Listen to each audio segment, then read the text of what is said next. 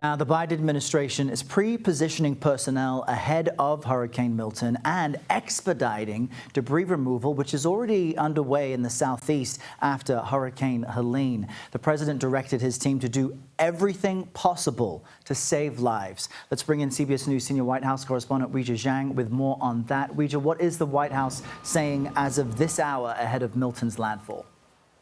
Well, Errol, that effort also includes having FEMA trying to help people get to safety, especially if they need medical assistance. There are hundreds of federal workers on the ground there doing that right now. And we know that President Biden has been briefed by his team, and he will receive another formal briefing this afternoon. And then he will make remarks to the American public.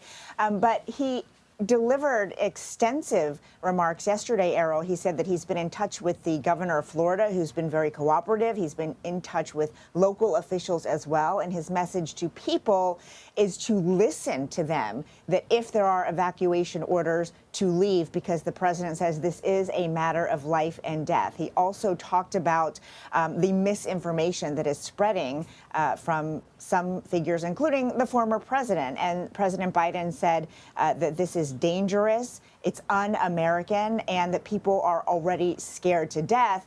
And so, it's only contributing to the problem. As far as resources go, the president says that the federal government is ready to provide whatever assistance that the states need. He says that the governors that he's been in contact with say that they've so far received everything that they have asked for when it comes to preparing for this hurricane. But certainly they will be prepared also to help in the aftermath, because, Errol, as you've been reporting all morning, the president says this is going to be a storm of a century for this part of Florida. That's exactly right. You may survive the storm, but there are many life-threatening aspects after the storm, whether it's the floodwaters, the pollution, the lack of electricity. I want to quickly switch gears and ask you about an important call for the president today. He is reportedly set to speak with Israeli Prime Minister Benjamin Netanyahu. What can we learn about that?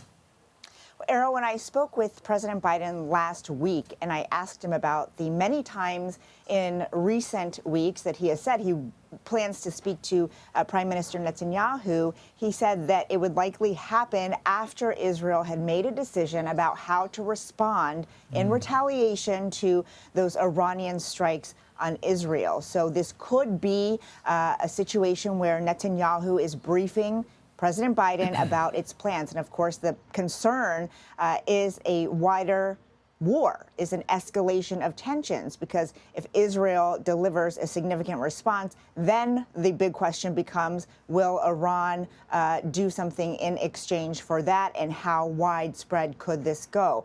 In addition to that, we expect they will be talking about the conflicts in Gaza as well as Lebanon. And it's hard to tell, Errol, the message that President Biden might deliver, because he has been calling, along with other countries, for a ceasefire. Netanyahu has other plans, so it could be a forceful message from President Biden. But we'll have to see, Errol, because that call is supposed to happen sometime today, and we'll get you more on what they talked about on the back end. All right, Weijia, we'll stay close to you for that. Thank you so much.